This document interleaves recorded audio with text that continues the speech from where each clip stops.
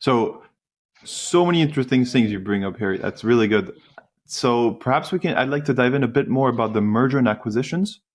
So what you're saying here is that a company that invests in cybersecurity has more efficient, effective mergers with other companies? Yeah, of course. Well, can you tell us a bit more about that? How does that work? Welcome to a new episode of Cyber Narratives. It is my pleasure to welcome you on the new episode of this podcast. I am your host, Mathieu Petot, also known as Cyber Doctor. So today, we are having a conversation with Harry Robertson. Harry Robertson is a fellow salesperson that I got to meet over the past 2 years I've worked with him. We were selling complementary solutions, each of us, and we got to work on some cool projects, both as salespeople, and we got to see what works at companies and what doesn't. How do you get a good cybersecurity project? And that's the themes of today's episode. So, with this said, what can you get out of this episode? Number one, the importance of culture. In this episode, you'll see why a culture of cybersecurity is super beneficial to your company, how to make it, and what can it get you. Number two, you'll understand more about how to develop relationships. Relationships are core in cybersecurity. Things change all the time, and you can't be a master at everything. You have to rely on others. And today, we are looking at why relationships are important and how you can build them amongst the last people. And lastly, we'll give some do's and don'ts about the different ways that you should and should not start your project. Like for instance, focusing too much on technology. And lastly, we'll give some do's and don'ts about the different ways that you should and should not start your project. Like for instance, focusing too much on technology. Yes, we were both salespeople, and yet we're saying we're not the most important. Ultimately, it comes down to the human. You heard that right. Technology salespeople saying that technology is not the most important thing. It's actually humans. And you'll get to understand more through this episode. Let's get going. Great. So, Harry, can you introduce yourself a bit about the different things that you've done, the different things that you're doing today? Yeah. Hello, everyone. So I am currently a SASE sales specialist. So my role is to listen to my customer pains regarding security, regarding connectivity, regarding digital transformation in order to help them achieve their goals. So I've been doing this since 10 years now. I work for global system integrators. Then I work for a cybersecurity vendor. And now I'm at HPE, that is a tech leader in the IT sector. And I'm here to develop a new offer regarding SASE architectures. Wonderful. Cool, Harry. Just so the viewers or the listeners can hear a bit more about who you are, can you tell us about a particular time that you've helped a customer solving big cybersecurity problems and you were happy and proud of this result? Yeah, sure. It was, for example, when I worked for a global system integrator, um, I worked for a customer that is a leader in the electronic devices. And Mm-hmm. during this pandemic, everyone was locked down. So they was looking for a technology that can connect their people from their home to the private access Mm-hmm. to the private resources. So it was a connectivity issue and also a security issue in order to work. So it was a real business issue because everyone was locked down at their home without any access to the information system. So what they need from us was to find a very agile solution to connect them in a secure way, and this is what we built for them, end-to-end platform security to secure the user from home Mm-hmm. to the private resources in a very short time, Okay, wow. Yeah, I guess all around the world. Wow, that's quite a challenge. I mean, doing this on this scale, especially during a time like this where people are staying at home, it's definitely constant question for business. Can you tell us a bit more about this project, perhaps that you dealt? What were the let's say the different roles that you were exchanging with during this Mm. project that you had? Yeah, there was several people, CIOs, of course, because Mm-hmm. they handle the IT matters and the digital matters. Also the CTOs that handles the network aspect of the project, and also the Yeah. cyber security, of course, because there was a security issues on this project, and also all the purchase team and the office of the CFO. All right. Yeah, it's interesting that you point out these profiles. Oftentimes, what I see is that through my career, the majority of the people that we're talking to are indeed technical people. Yeah. You mentioned CIOs, CTOs. They're all people who are technology aware. So there, the conversation can easily go around technology, which can be a good thing, but also is quite limiting because ultimately cybersecurity is about risks. Mm-hmm. Perhaps here I can ask you a bit, because you've also dealt with the CFO. How was it to be able to, shift communication from someone who's technical into someone who talks in a different language than the Mm-hmm. technical people, like for instance CFOs? Mm-hmm. What was it like? The thing is that when you talk about cybersecurity technology, you're talking about risks. So you have Mm-hmm. business risk, you have technology risks, but you have also financial risks. What is the cost of doing nothing? What is the cost of letting people uh, at their home not working?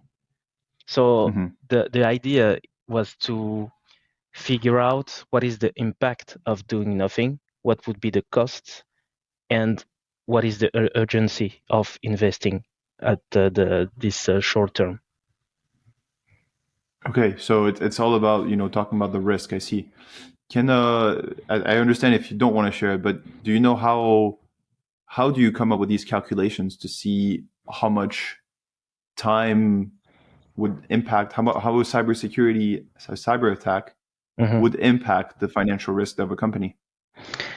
For this particular example, people was not about to work, so the impact was very easy to calculate, because you have one FTE, and you multiply it by the number of the people, and you see what would be the impact for the business. It's very huge. But for others, Mm-hmm. for example, you have some tools in companies are using some tools to calculate the value of to calculate the value of the ROI, for example, to avoid risks, and also to replace, for example, point solutions. In cybersecurity, there is a lot of point solutions, VPNs, Mm-hmm. firewalls, EDRs.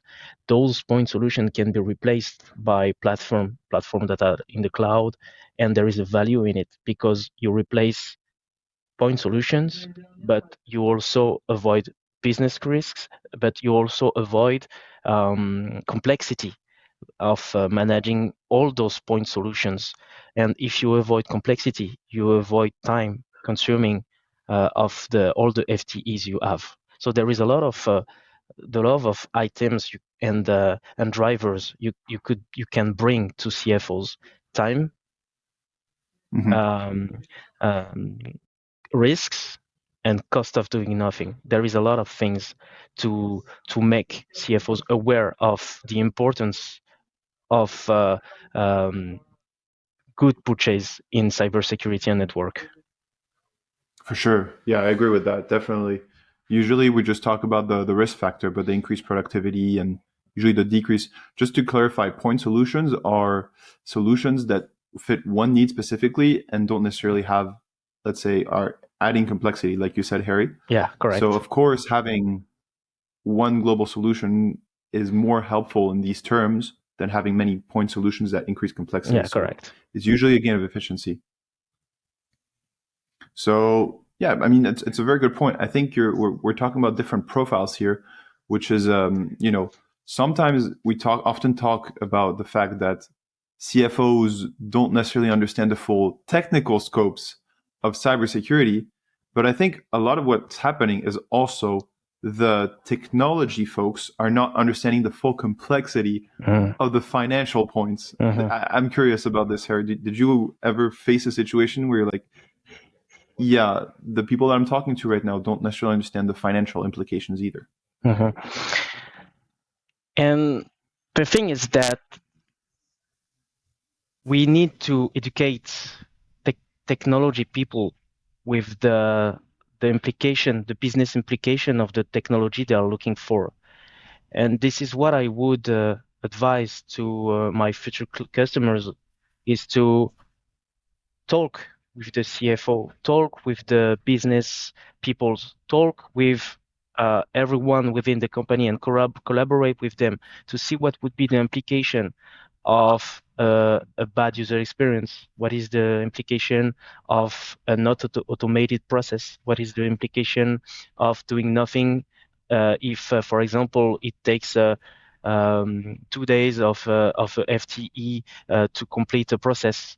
So the key is to collaborate, and it's very important if you invest in cybersecurity or network or whatever to be educated with this business implication. Yeah, for sure. I mean, that's super critical. And sometimes we get too caught in technology thinking, oh, this is a cool tool. This is going to do Marvel.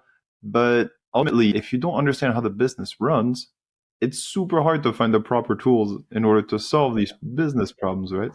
So many times you'll see technical people, especially low level, just buying technology because, wow, this looks cool. They really want to see the technology, but ultimately what they're missing is the how it fits into the whole business scope. And this is Mhm. absolutely critical. And this is why, Mhm. involving CFOs in projects like this or COOs and sometimes that really surprises me, but CEOs are not aware of what's going on within the operations of a team.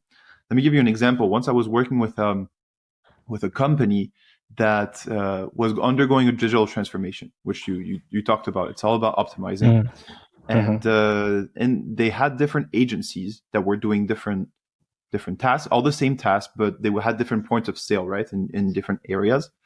And within these different agencies, the CEO thought that they had undergone the full cycle of digital transformation.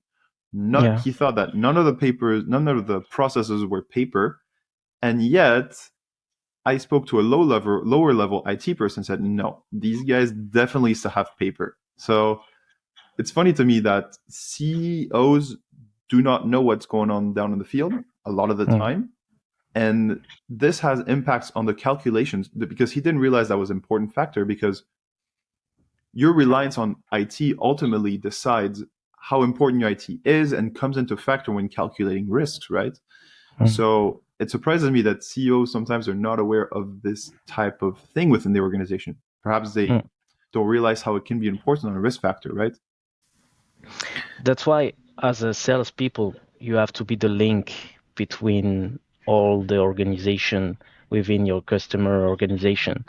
For example, if you talk to a tech guy, you have to be the link that make them collaborate with the CFO.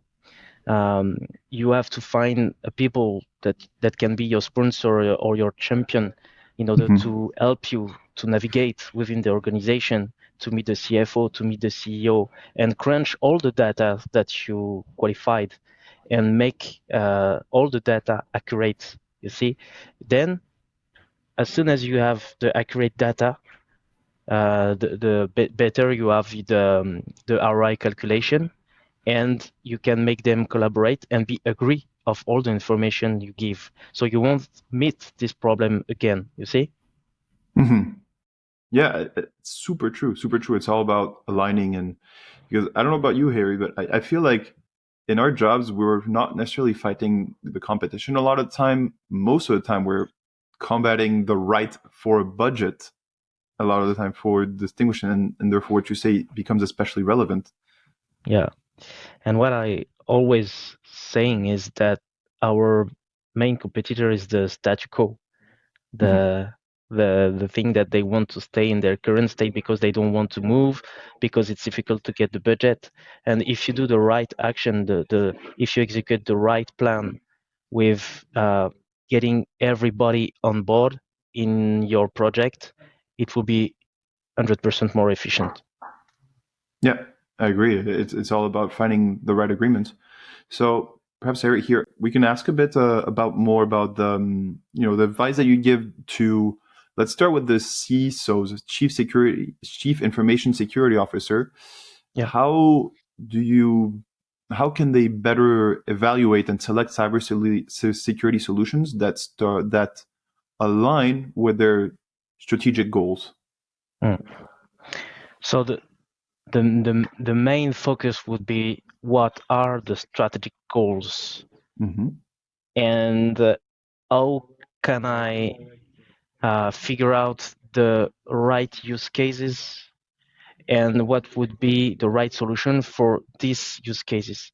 What my advice is to say, hey, I have a use case, I have a pain point on this use case. What is the right Mm-hmm. solution? Don't be focused only on the leaders. Don't follow only the reviews that you can have on IDC, Gartners, or so on. Just be focused on your business. Just be focused on the way you can address a use case, and be focused on the ROI. And what is the cost of doing nothing? What is the cost of do not automate something in cybersecurity? What is the cost of not consolidate my point solutions, etc., etc. So Mm-hmm. the thing is that be focused on your use case, be focused on the ROI, and be helped by financial people, by consulting company that can advise you on return of experience and what is the best technology for this specific use case. Yeah, I think you're super right about this. So many times we'll see people, CISOs or security teams when they don't have a CISO saying, "Hey, we have X amount of budget. What can we spend it on?" And then they go in the market, go type probably on Google and go type best security solutions out there, Yeah, yeah, land on something like Gartner, like you say, and just okay, let's go talk to them. And in the end, they hear from a couple of vendors, and if the salespeople don't really do their job of digging for them, like we talked before, they'll buy up technology that they don't necessarily understand. And this is a problem we've seen before, which I don't know if you probably heard about. It's shelfware, right? Just solutions that you buy that end up just yeah. Of staying on the course. shelf, never being used. Yeah, of course, of course. There's a lot of investments because they just add the budget by the end of the year, and they say, "Hey, okay, what is the best solution for this?" And let's buy it. But finally, they don't even use it. So it's waste of time, waste of costs, and a waste for the company. Yeah, for sure. There's so much waste, so much waste. But I mean, it's part of it, right? It always comes down to deciding what are your business objectives and then translating this into cybersecurity. Yeah, Um, and to figure out your business objective, you have to collaborate with everyone in the mhm. company, all the executives, all the business people, and so on. So it's a really collaborative project you have to handle. Yeah, I think one of the questions I wanted to ask you here was the misconceptions that we have in cybersecurity. And I think one thing that I've started to figure out over the years I've spent in cybersecurity is how critical culture is in order to develop a security mindset within a company, right? Because culture will elevate your ability to detect things, to share information, to have the discipline to inform others about, let's say, an attack coming, like for instance, phishing email. Having culture just expands everything that you have within an organization. It makes everything smoother, it makes everything more efficient. And Yeah. people assume it's all about technology, but more and more I'm figuring out what that is culture. Harry, I kind of stole your question here. What do you think are the largest misconceptions that we have here in cybersecurity? Yeah, you said everything. The misconception is that we think that technology can do everything and protect us, but human between the process and the technology is the key. Human is the best firewall, as we say. Mhm. Human is the best EDR because all the attack, most of the attack are caused by human error. So it's very important to build a culture of information, a culture of cyber risks, culture of what have been implemented to avoid some risks. So human is very important, and companies have to build a strong culture in this area. For sure, for sure. Je te About laisse develop. reprendre la question. Vas-y. Good. Du coup, we've talked about how cybersecurity can become, can reduce risk, but what are some other misconceptions that people have of cybersecurity? So things that are not understood within the realm of cybersecurity. What do you think those could be, Harry? You have the risk area, of course, and so people usually think that cybersecurity is a cost, but they don't think that it can bring a competitive advantage on the market. For example, today digital talents are very rare on the market. So if you want to attract good talents in IT, for example, in order to be more agile, more productive, it's always about that. You have to invest in good technology. You have to invest to technology that can automate your process, make it smoother, and make it more efficient. And if you want to attract people that can change your business and make you achieve your goals, you need to make the good investment in technology. It can be in cybersecurity, it can be in digital, but it's very, very important to retain people. So this is for the HR part, for example. But you can also have some companies that publish some websites, for example, or application. And if you have, for example, a bad reputation on internet regarding cybersecurity, today it's very important to see if you have a good reputation. I won't I won't sign up for an online bank if I see that they were attacked, and if I see on internet that they don't put the right action to be compliant with regulation. So it's very important to have the right cybersecurity processes and technologies to have a competitive advantage on the market. So this is for the for the business, but also if, for example, you are a company, you are the company A, you want to develop your business, so you acquire the company B. Sometimes it's very difficult to merge A and B. With the right solution regarding security and connectivity, you can make this acquisition much faster and be bigger on your market much faster. So there is a lot of aspects: HR, business, public reputation, merge and acquisition. You have a lot of aspects where cybersecurity is key to be different.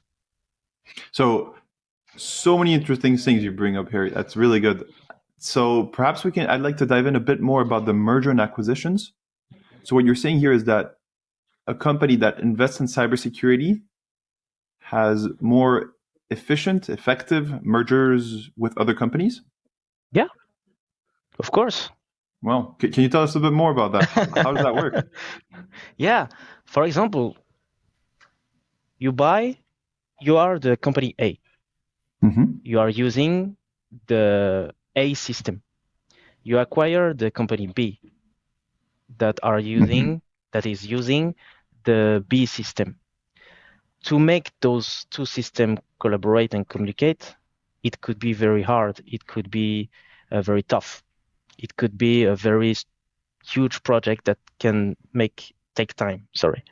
You have some solution, cloud-based solution, that can easily link those two systems securely in a secure way in order to very quickly work together.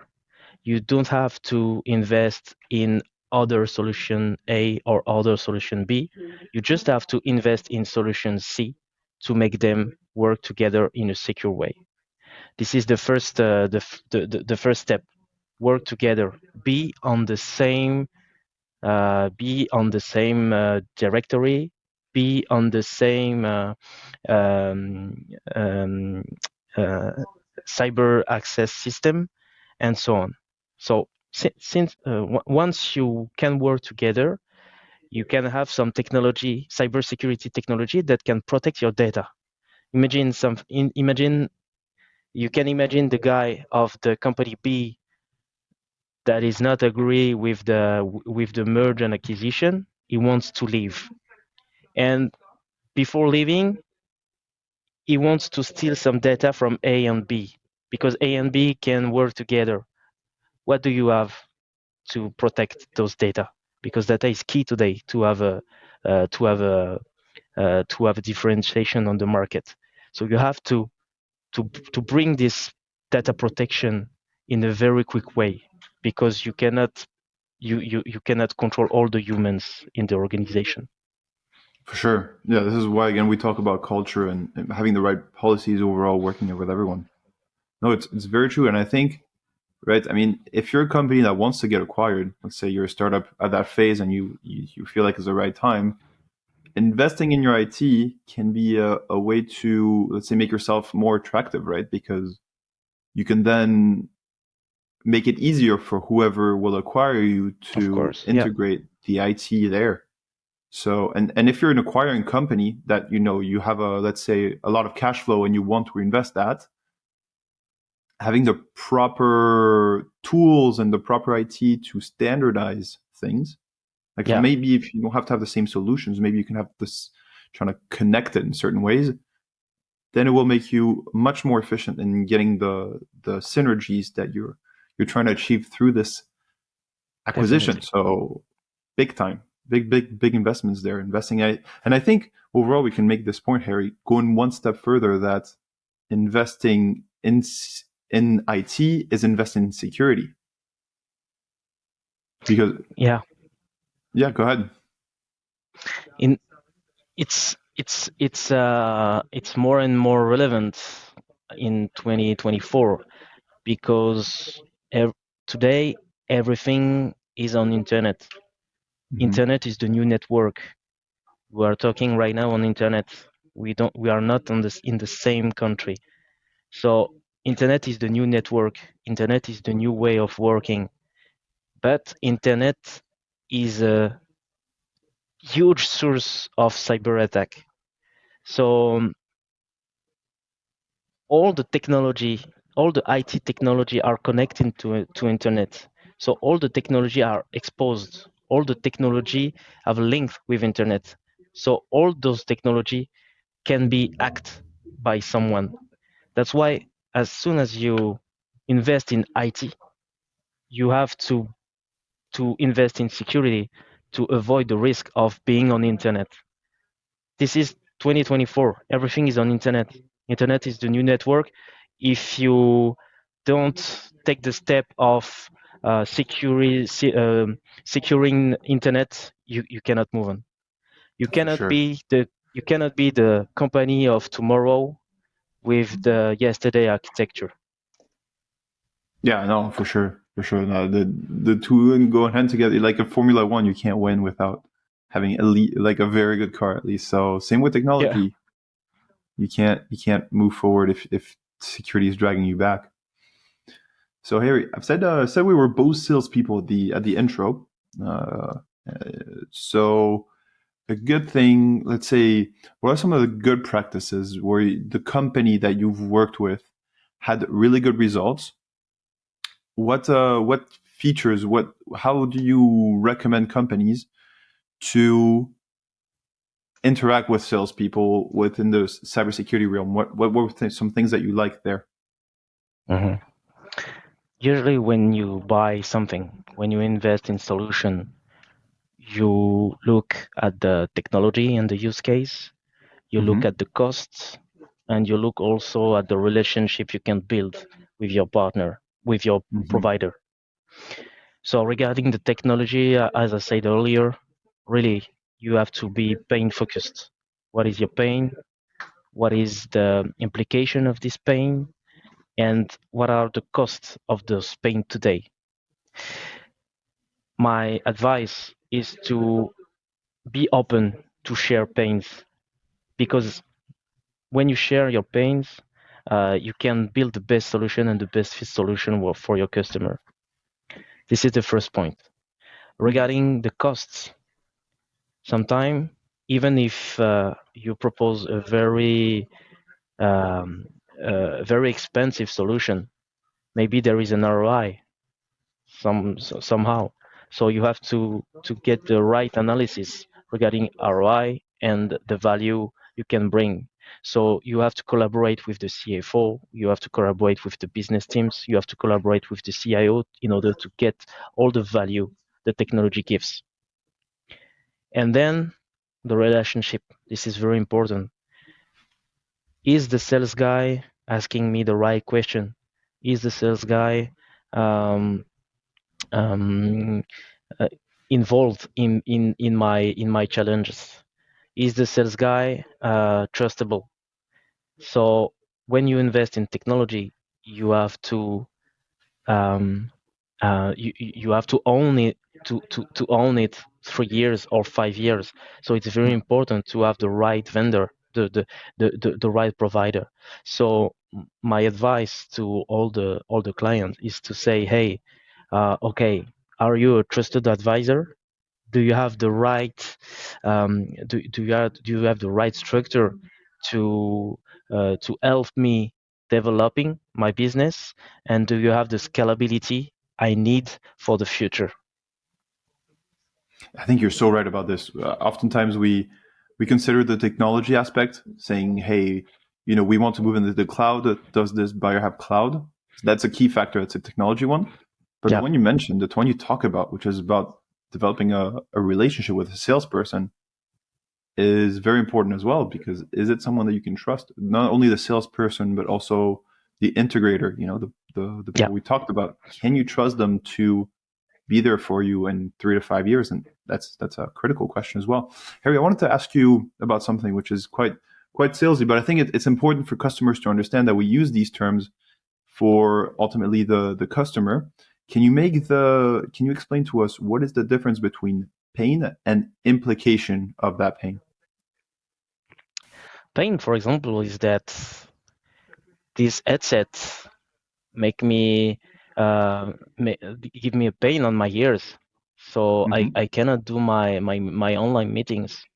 And the implication of that is that I can do my online meetings because my ears are painful. So the implication is that I cannot bring I cannot bring value to my company. I cannot do my sales in the proper way. Mm-hmm. Yeah. Yeah. Okay. That Super. I mean, that's it's, that, it's that's really the good. illustration. Yeah. Yeah. I mean, it's a very good example. I think if we bring it back to cybersecurity, it might be like, you know, oh, the antivirus that we currently use, because I used to work on the endpoint. So antivirus was the basic. Yeah. My endpoint is super slow. My computer is super slow. My server is super slow. And people are like, CFO is like, okay, cool. So what does that mean? And ultimately you go, well, it uses more resources, or it slows down the customer experience, or my employees have to take coffee breaks every day at 10 because there's an update for the Windows server. So it's all about implication. I think you're Mm, super right about this. yeah. It's key to understand, and also the cost. Very interesting point as well here. Like when there's technologies out there that's really cheap. So here we're just talking about technology, but the same goes for people. There's services that are really cheap, but what about the what we call total cost of ownership, right? Yeah. Are there situations where this total cost of ownership um, changed the perspective that a customer started to have? The thing is that there is also some hidden costs. Uh, for example, a customer that always buy or invest on the cheapest solution can have hidden costs in the future. There, unfortunately, I have a lot of examples of customers that say no to me and then call me later and say, okay, they really don't have the ability to accompany me in this project, or I really have a bad relationship, please do something to help them or help me. So it's very important to see which structure can, which organization can help me during the uh, during the time I need it. So it's not about price, it's about expertise. Sometimes Mhm. it's about relationship. Sometimes it's also about what are my business tasks, what are my business challenges, and how I would achieve them with the right guy. Totally. No, I couldn't agree more. I think it's important to, and the relationship. It's something that's super important as well long term. Good. Harry, let me check. I think we have one more thing. So, okay, that's a good one. We invoked a bit things about it, but what would you say are the do's and the don'ts when you start thinking about cybersecurity, like a lot of organizations right now? Yeah, so don't be just focused on technology.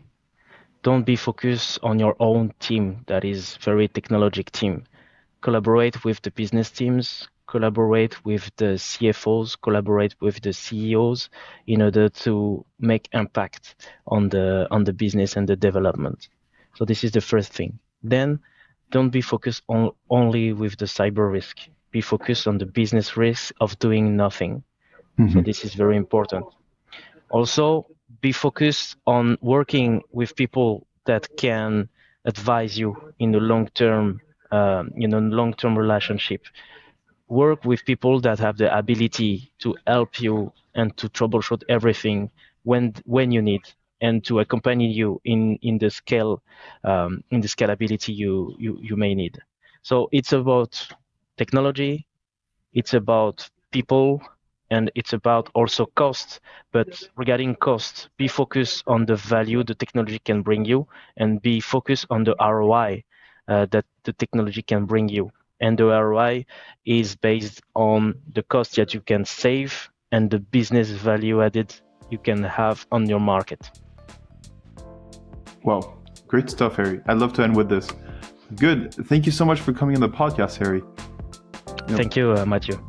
If You're people want to welcome. reach out to you, where can they find you? On LinkedIn, of course. I'm posting quite every week on LinkedIn regarding how to avoid some risks, what technology is the best fit for some very specific use case in finance, industry, and so on. So you can find me on LinkedIn, Harry Robertson, and feel free to reach me out. Great. Thank you so much, Harry. Have a good rest of your day. Yeah, you too. Bye-bye.